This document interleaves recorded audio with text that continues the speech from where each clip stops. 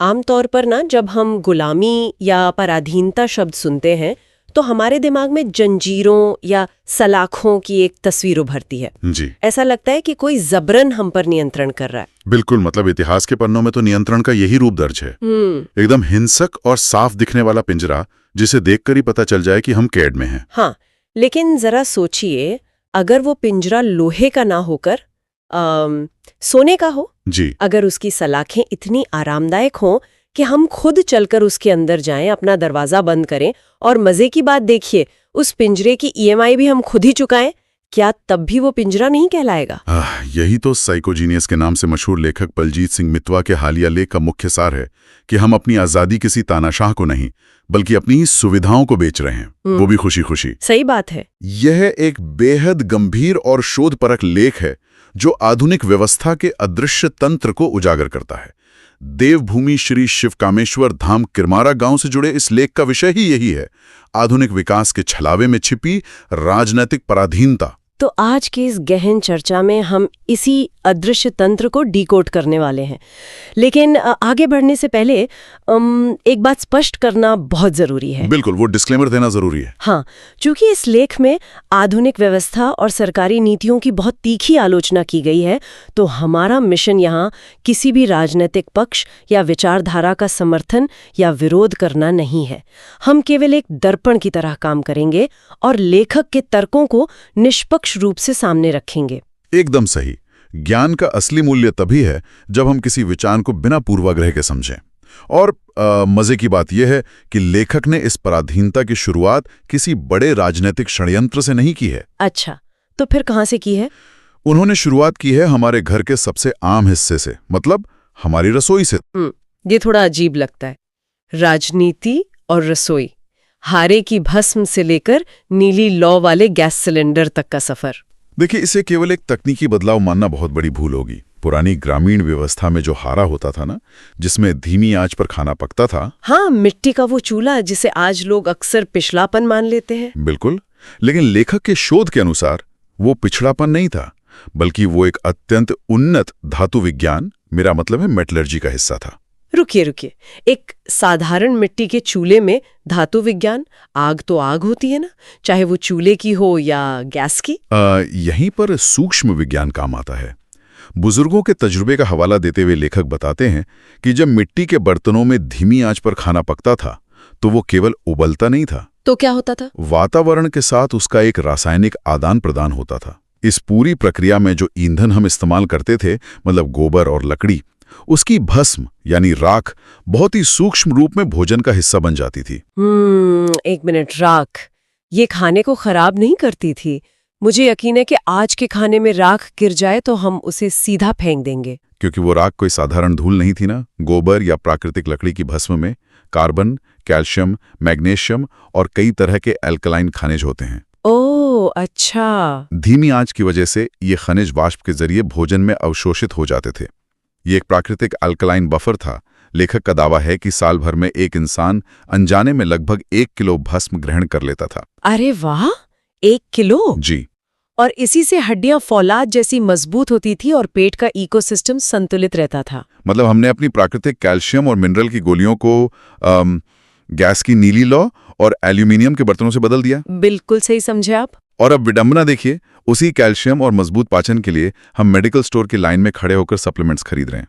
और यही वो आर्किकोश स्वास्थ्य का चक्रव्यूह है जिस पर लेखक प्रहार कर रहे हैं।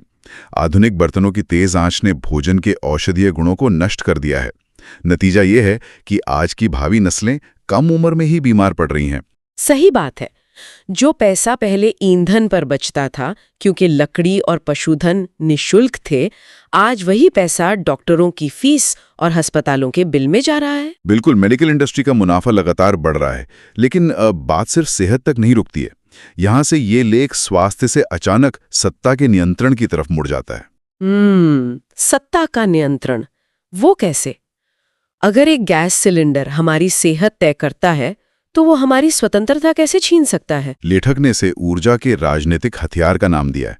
अब कल्पना कीजिए एक ऐसे पारंपरिक गांव की जो अपनी ऊर्जा के लिए पूरी तरह आत्मनिर्भर था।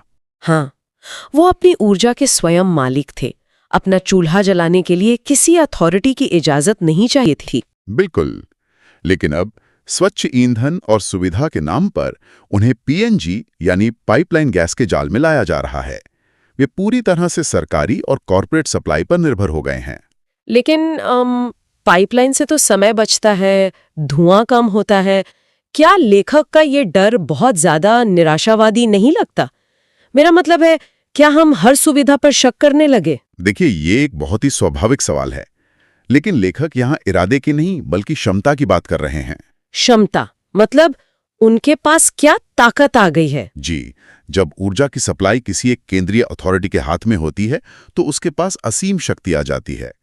अगर भविष्य में कोई समुदाय सत्ता के खिलाफ क्रांति का स्वर उठाता है तो विद्रोह को कुचलने के लिए सेना भेजने की जरूरत ही नहीं है। ओह, मैं समझ रही हूँ। वो बस हजारों मील दूर बैठकर एक वॉल्व घुमाएंगे और गैस बंद कर देंगे। बिल्कुल, सुरक्षा के नाम पर गैस आपूर्ति रोकी जा सकती है या पाइपलाइन में ब्लास्ट का डर दिखाया जा सकता है। ये एक ऐसा अदृश्य तंत्र है जहां आप किसी को तब तक ही विद्रोही होने दे सकते हैं जब तक आप उसके घर की ऊर्जा नियंत्रित करते हैं। ये तो वैसा ही है जैसे आप किसी ऐसे मकान मालिक से किराए पर बहस कर रहे हो जिसके पास आपके कमरे की ऑक्सीजन सप्लाई का स्विच हो। बहुत ही सटीक एनालॉजी है ये। अगर आपकी गर्माहट और आपका भोजन किसी दूर बैठे अधिकारी के मूड पर निर्भर है तो आजादी तो बस एक भ्रम है। और मुझे लगता है ये केंद्रीकरण केवल भौतिक पाइपलाइनों तक नहीं रुका है। एकदम सही दिशा में सोच रहे हैं आप। ऊर्जा के बाद अगला लक्ष्य है हमारा डेटा और हमारी पहचान।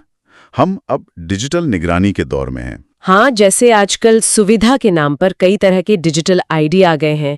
अपार आईडी या एबीसी, जिसे एकेडमिक बैंक ऑफ क्रेडिट्स कहते हैं। जी, सरकार का तर्क है कि इससे छात्र का सारा स्कूलिंग डेटा एक जगह डिजिटल लॉकर में सुरक्षित रहेगा, बार बार कागज नहीं ले जाने पड़ेंगे। लेकिन लेखक के विश्लेषण में ये केवल एक प्रशासनिक कार्य नहीं है। उनका तर्क है कि इन डिजिटल पहचान पत्रों के माध्यम से सरकारें बच्चों के जन्म से ही उन पर नजर रख रही हैं। मतलब एक बच्चे की पूरी कुंडली को एक बारकोड में बदल दिया गया है। बिल्कुल। और वो कार्ड अकेला काम नहीं करता, उसे परिवार के आयकर और अन्य सरकारी डेटाबेस से जोड़ दिया जाता है। एक आईडी से सब पता चल जाता है कि परिवार की आर्थिक स्थिति क्या है, वो क्या करते हैं। ओह, मतलब हमारी प्राइवेसी तो बिल्कुल खत्म ही हो गई। लेकिन इसमें वैक्सीन प्रमाण पत्रों को लेकर भी एक बहुत दिलचस्प तर्क था ना? हाँ, लेखक का मानना है कि अनिवार्य टीकाकरण और वैक्सीन प्रमाण पत्रों को एक संवैधानिक ढाल के रूप में इस्तेमाल किया जाता है। पर ये कानूनी रूप से काम कैसे करता है? कोई राज्य माता पिता से उनके बच्चे का अधिकार कैसे छीन सकता है? देखिए, इसे बहुत ही चालाकी से किया जाता है। राज्य इन नीतियों को सार्वजनिक स्वास्थ्य आपातकाल के पीछे छिपा देता है। कानूनी तंत्र कुछ इस तरह काम करता है कि अगर माता पिता कोई आपत्ति उठाते हैं तो उन्हें समाज के लिए खतरा मान लिया जाता है। बिल्कुल, ये सुविधा नहीं, समाज का एंट्री टिकट बन जाता है। अगर आप बच्चे को डिजिटल आईडी या मेडिकल प्रक्रिया नहीं देते तो उसे स्कूल में दाखिला नहीं मिलेगा। मतलब आप सिस्टम के अंदर तभी रह सकते हैं जब आप अपनी पूरी निजता उनके हवाले कर दें। ये तो मौलिक अधिकारों का बहुत ही सूक्ष्म उल्लंघन है। जी, राज्य मजबूर नहीं करता, बस आपके लिए असहयोग करना इतना मुश्किल बना देता है कि आप खुद जानकारी सौंप देते हैं। और शरीर और पहचान के बाद नियंत्रण का जो आखिरी स्तंभ है वो है अर्थशास्त्र। अगर आपके डेटा पर नियंत्रण है तो अगला निशाना आपका पैसा ही होगा। यहाँ चर्चा CKYC की ओर मुड़ती है ना, सेंट्रलाइज्ड KYC। बिल्कुल। आज बैंकिंग सेवाओं को आधार कार्ड, पैन कार्ड और इसी CKYC से पूरी तरह जोड़ दिया गया है। लेखक का मानना है कि सरकार की एक खाता नीति की मंशा कोई आर्थिक सुधार नहीं है। तो मंशा क्या है? अगर मेरे खाते एक ही KYC से जुड़े हैं तो इसमें साजिश कैसी? साजिश इसे पारदर्शी बनाने के तरीके में है। उद्देश्य ये है कि आपके एकाधिक खातों को सीमित किया जाए ताकि आपकी पाई का हिसाब रखा जा सके। मेरे दिमाग में यहाँ एक उदाहरण आ रहा है। ये तो वैसा ही है जैसे घर के सारे कमरों की अलग अलग चाबियों को छीनकर एक ही मास्टर की में बदल दिया गया हो। जी। और वो मास्टर की आपने उस सिस्टम को दे दी है। अगर किसी दिन सिस्टम ने वो एक चाबी ब्लॉक कर दी तो आप अपने ही घर में बेघर हो जाएंगे। इसे ही सिंगल नोड फेलियर कहते हैं। और ये सिर्फ बैंक तक सीमित नहीं है। लेख में फैमिली आईडी का जो खतरनाक पहलू बताया गया है वो सच में डरावना है। हाँ, मतलब राशन कार्ड, वोट कार्ड, बिजली का बिल, स्टूडेंट स्टेटस और यहाँ तक कि वाहन चार्जिंग को एक ही आईडी से लिंक करना। सोचिए, अगर डेटा में कोई रेड मार्क लगता है तो एक ही सेकंड में आपका राशन, आपकी गाड़ी और आपके पैसे सब फ्रीज हो सकते हैं। ये तो एक तरह का डिजिटल गृह युद्ध है, जहां डिजिटल बैंकिंग ही नए जमाने का हथियार बन गई है। बिल्कुल। जब नागरिक इतना विवश हो जाता है तो उसके पास बचाने के लिए कुछ नहीं बचता। ये पूरा विश्लेषण वाकई रोंगटे खड़े कर देने वाला है। लेकिन इतने गहरे मकर जाल को समझने के बाद सबसे बड़ा सवाल यह है कि क्या लेखक ने इसका कोई रास्ता भी सुझाया है, या हम सिर्फ डर कर रह जाएं? राहत की बात यह है कि लेख का अंत निराशा पर नहीं होता। लेखक ने इस अदृश्य तंत्र से बचने के लिए कुछ व्यावहारिक उपाय बताए हैं। चलिए उन तरीकों को समझते हैं। हम इस सोनी के पिंजरे से बाहर कैसे आ सकते हैं? पहला और सबसे महत्वपूर्ण हथियार है संविधान का अध्ययन। लेखक का स्पष्ट मंत्र है, स्वयं पढ़ें और दूसरों को पढ़ाएं। नागरिकों को अपने मौलिक अधिकारों के प्रति सजग होना होगा। विचार तो शानदार है, लेकिन इसे जमीन पर कैसे उतारा जाए? बच्चों को संविधान कैसे पढ़ाएं, वो तो काफी जटिल होता है। इसे दैनिक जीवन और पारिवारिक चर्चा का हिस्सा बनाना होगा। खाने की मेज पर अधिकारों की बात होनी चाहिए। बच्चों को समझाना होगा कि निजता उनका जन्म सिद्ध अधिकार है। सही बात है। जब भी कोई नया ऐप या सुविधा आए तो बच्चों को यह सवाल करना सिखाना चाहिए कि इस फ्री सुविधा के बदले में हम अपना कौन सा डेटा दे रहे हैं। ये आलोचनात्मक सोच विकसित करना बहुत जरूरी है। और दूसरा हथियार क्या बताया है उन्होंने? दूसरा है सामाजिक सजगता। अपने आसपास की घटनाओं पर नजर रखना और अपनी भावी पीढ़ियों को डिजिटल गुलामी से बचाने के लिए एक स्थानीय समुदाय का निर्माण करना। मतलब हमें वापस अपने पड़ोसियों पर निर्भर होना सीखना होगा। जी बिल्कुल। जब मोहल्ले के लोग एक दूसरे की जरूरतें पूरी करने लगते हैं तो बाहरी व्यवस्था पर उनकी निर्भरता खुद कम हो जाती है। और इसी के साथ हमें अपनी शारीरिक ऊर्जा और पारंपरिक ज्ञान को भी बचाना होगा। जिसे रसोई के उस विज्ञान को बचाना। हाँ। आधुनिकता के नाम पर अपनी उन वैज्ञानिक परंपराओं को नहीं छोड़ना चाहिए। एल्यूमिनियम की जगह मिट्टी या पीतल के बर्तनों का उपयोग करना, धीमी आंच पर खाना पकाना, ये आदतें हमें भीतर से मजबूत बनाती हैं। ये एक बहुत ही सशक्त संदेश है। मुझे लेखक बलजीत सिंह मितवा का वो अंतिम आह्वान बहुत गहराई तक छू गया, जिसे मैं यहाँ उद्धृत करना चाहूंगा।